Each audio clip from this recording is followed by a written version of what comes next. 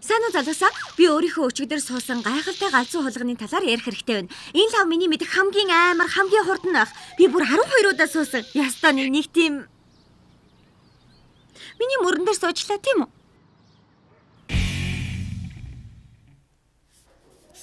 Ихэнх хүмүүс амьдралынхаа явцад шинэ хүмүүстэй уулзах, шинэ зүйл турших, багшийн асуултанд хариулах, бүр өөр таалагддаг хүнтэйгээ ярилцахад хүртэл ямар нэг хэмжээгээр ичих, санаа зовох, түгших мэдрэмж төрдөг.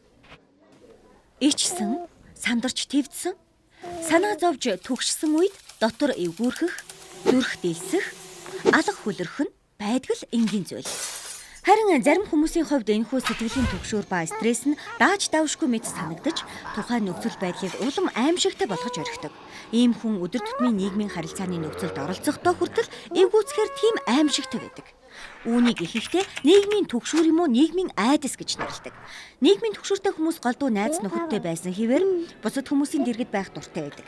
Гэхдээ олон хүний цугларал эсвэл цоошин нөхцөл байдал гэх мэт зүйлс тэднийг хөшгсөн юм шиг болгодог тийм их хүчтэй сэтгэлийн түгшүүрийн мэдрэмжийг өдөөдөг.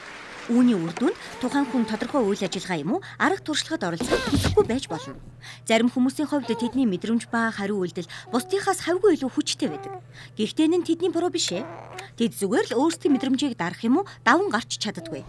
Нийгмийн түгшүүр гэдэг нь хүн оюун санаандаа бодол ба айцыг хит үеийнхэн бодсон үед үүсдэг. Гэхдээ нийгмийн түгшүүрээр шаналж байгаа хүмүүс тэдгээр мэдрэмжүүдэд удирдахын тулд хийж болох туслах зүйлс байдаг. Сургуулийн сургагдаж бэлтгэгдсэн зөвлөх, нийгмийн ажилтан эсвэл сэтгэл зүйчтэй ярилцах нь тухайн хүнд нийгмийн түгшүүрийг даван гаргахад тусалдаг. Тэдний мэдрэмжийг юу сэтрээдэг, мэдрэмжээ хэрхэн хамгийн зөв удирдах талаар илүү сайн мэдэж авснаар тэд амьдралыг бүрэн утгаар нь мэдэрч амьдарч чадна.